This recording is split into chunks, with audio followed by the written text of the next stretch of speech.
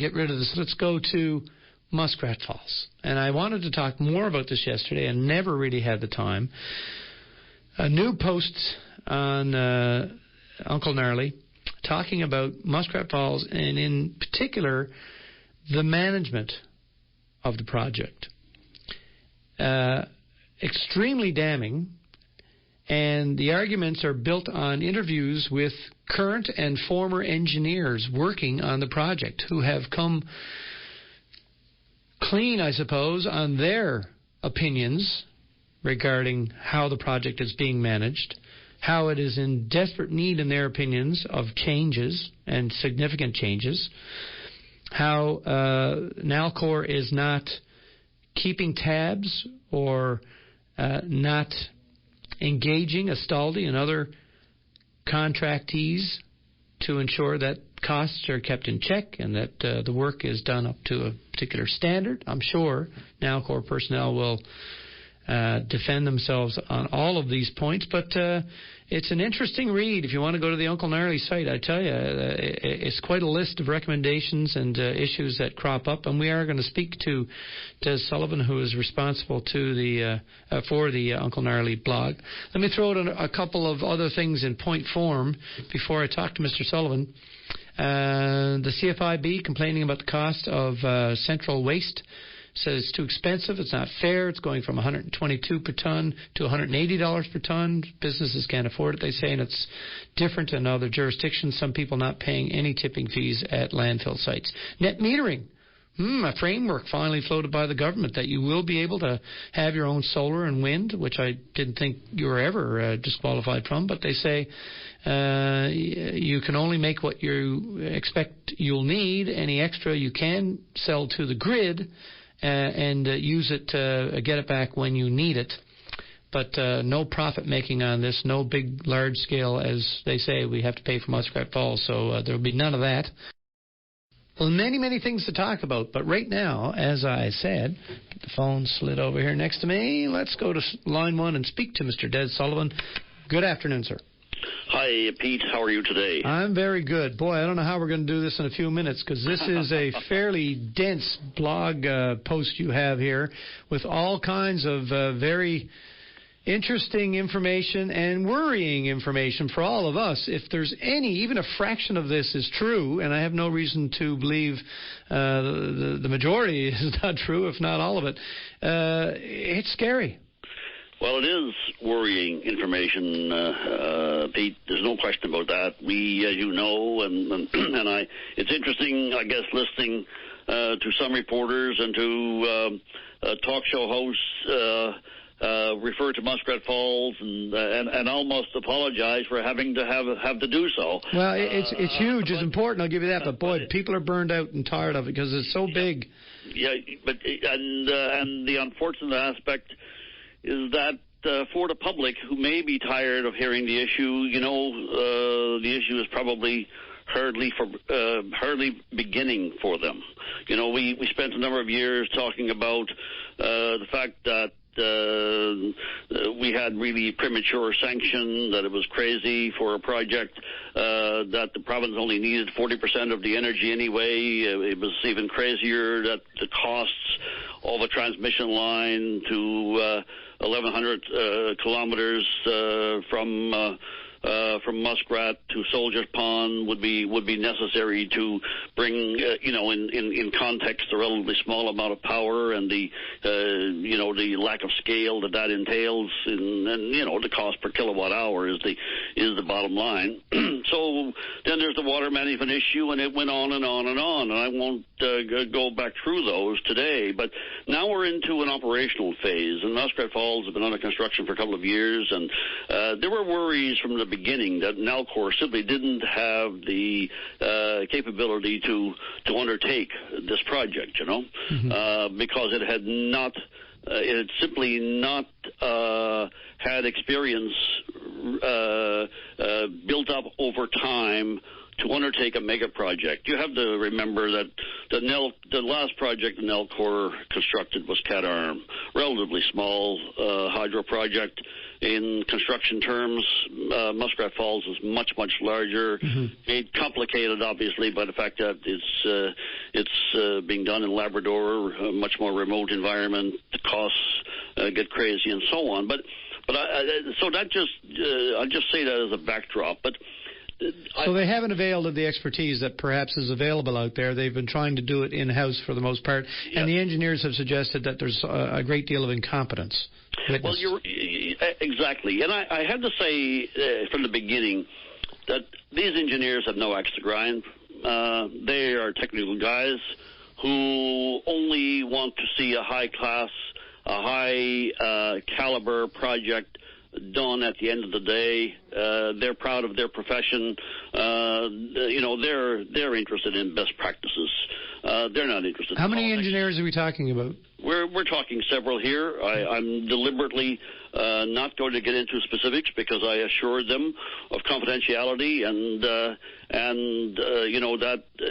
has to be part of the trademark of this. But there are several engineers who know this project well, and who I can state with a high level of confidence know what they're talking about. And they've seen how it can and should be done elsewhere. And they've seen how it can and should be done elsewhere. Exactly. Right. All right. So they say that several people just have to go. No question about it. That they're in over their head or they're not doing the job. They also say that the management project team or the project team should be moved to Happy Valley Goose Bay, that having them in St. John's and making decisions from there is not working and bad for morale as well.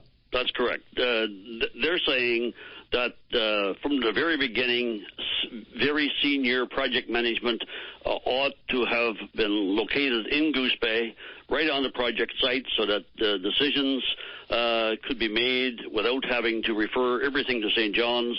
It would have not only is there the communications element, but there's also that whole aspect that your senior management cares enough about how things are going that they will come, that they're coming down and they're walking on the site day in, day out. Yeah.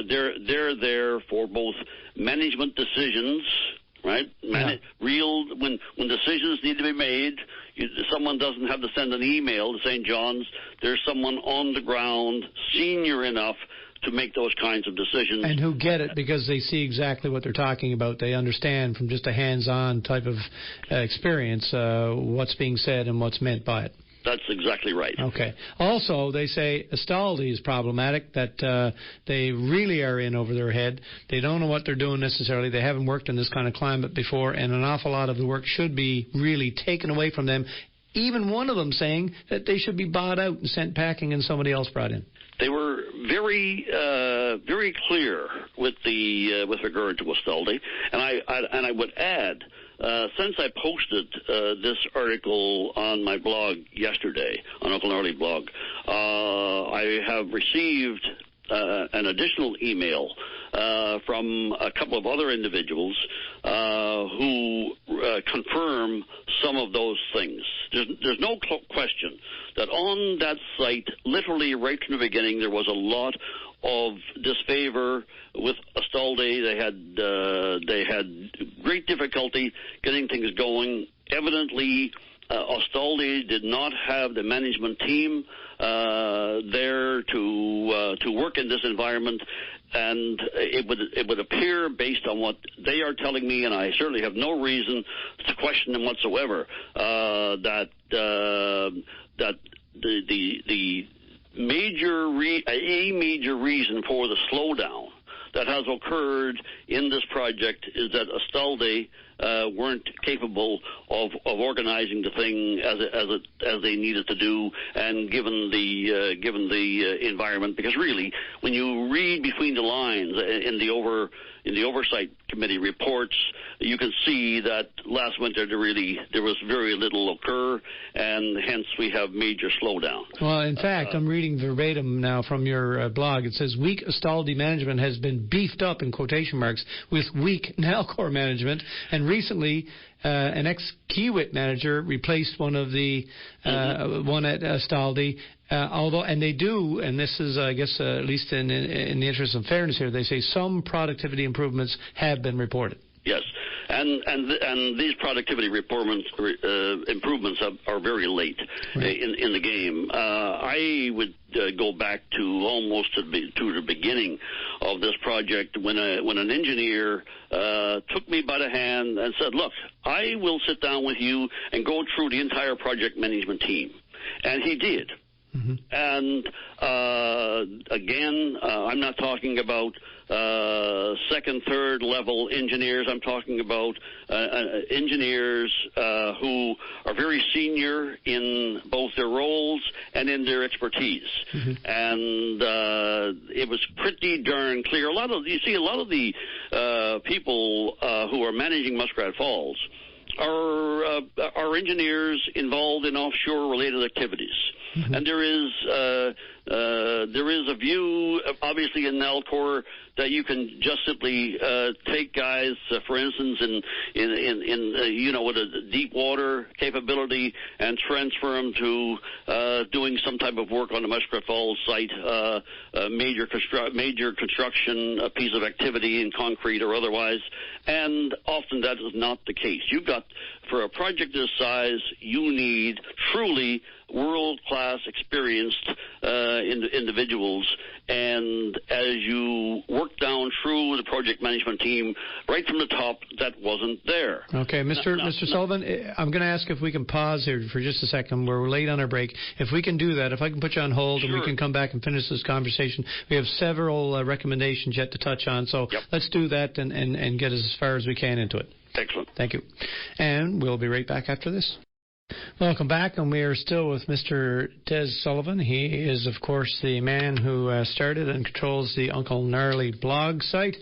And we're talking about this latest entry where it's essentially a hard look at the management, according to some engineers involved with the project. There's so much here. I was trying to see if there was some way we can... You're absolutely right. There is an awful lot of information in this piece. It's actually quite an indictment of the project. Yeah. If I might, I think we've talked about Staldi, and it's pretty clear that a lot of people who are familiar with that site, mm-hmm, a lot of engineers, at the absolute minimum, believe that if Staldi's work shouldn't be reduced, then at the very least they should be kicked off the site, right? And and that Nalcor would be better off compensating them accordingly just to send them away. But let's talk about Nalcor for a second. There's an awful lot of suggestion that Nalcor is not keeping its eye on the ball here, that some of the contracts are written with quality assurance with the responsibility of the contractor. So, for instance, this mill test report, they say that it's never the case that the owner, that the contractor is not, or the owner of the project is not looking at certain things like this mill test report, and yet they're leaving it in the hands. And so much, and they talk about the self-controlled budget that sees money slipping around from place to place, and doesn't matter how creative you are with accounting, there's only so much money in the end, right? Absolutely. Those issues concern me as well, because we can talk about about cost overruns and whether at the end of the day this project is going to cost the province $10 or $12 billion. But whatever, and that is its own story.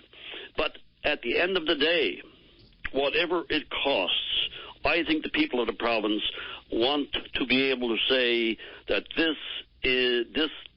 that quality control, quality assurance measures were applied in such a way that we have a good project. We have an infrastructure that we can truly trust for 100 to 200 years. Well, this will be the salt in the wound. If we end up spending far more than we expected on the project, that's one thing. But if we don't get a viable, solid, top-notch piece of infrastructure here, then that's going to be... It'll be devastating. There's no other word for it. It'll be absolutely devastating. And the notion of contractors allowing to undertake their own quality control on a project like this is absolutely absurd.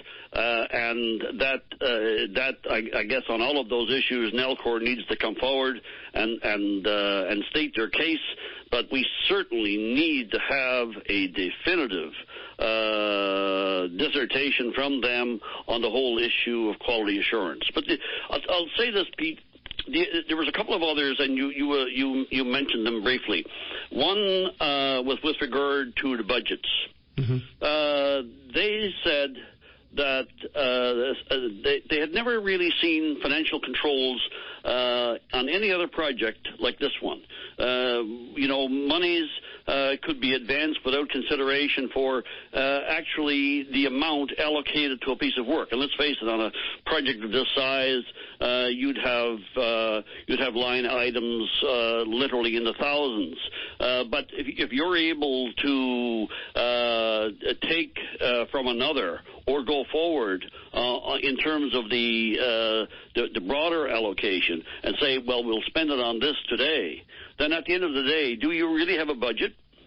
I'm not so sure you do. And that point goes back to their suggestion that as of 2 months ago, if you took if an independent assessment were done of this project on the Powerhouse Spillway contract, you'd find completion closer to 9%, mm-hmm. than to the 26.3% that the Oversight Committee proposed at the end of March. That's very disturbing. That's right. That was the next thing I was going to point out. 9% is pretty grim. Now, I've got to say that I'm not disputing that the engineers said this. I'm not going to question or speculate on their motivation for doing so.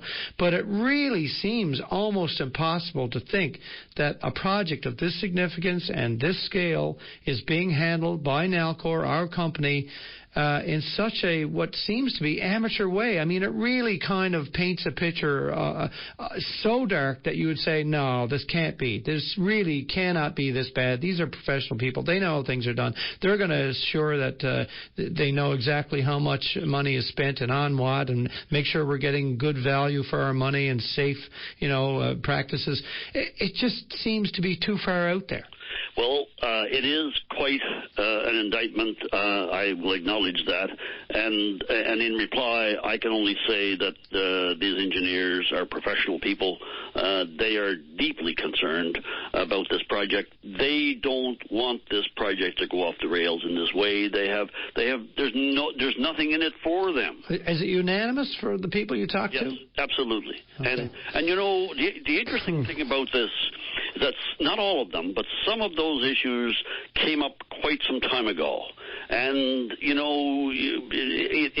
my case, I'm not writing a blog just to have a lot of fun. I've got thousands of things to do, businesses to run. I've got, believe me, there's no joy in creating difficulty for Nalcor and the government here. I've got other things to do. But there's no gain for you in this whole thing going south. Zero gain for me in this. But I'll tell you one thing, Pete, that as one Newfoundlander, I am not prepared to let a group of guys or gals want to cut a notch under a belt with a big project at huge public cost. And I fear that they've gotten into this thing unwittingly. They're into it now. They don't have the management expertise to carry it off, and we, the public, are going to pay for it. And you might ask, where do we go from here? How does a public, a public, it's difficult for the average individual to assess even the significance of many of those suggestions and recommendations made by those engineers, or what their long-term implications are in terms of the budget and the public purse. The only suggestion here that I can make is that this project needs an independent review. Right. You've got to go outside the province. There are. I have checked. I can't name you a name off the top of my head, but I have put this question to a couple of lawyers who are in the project management business.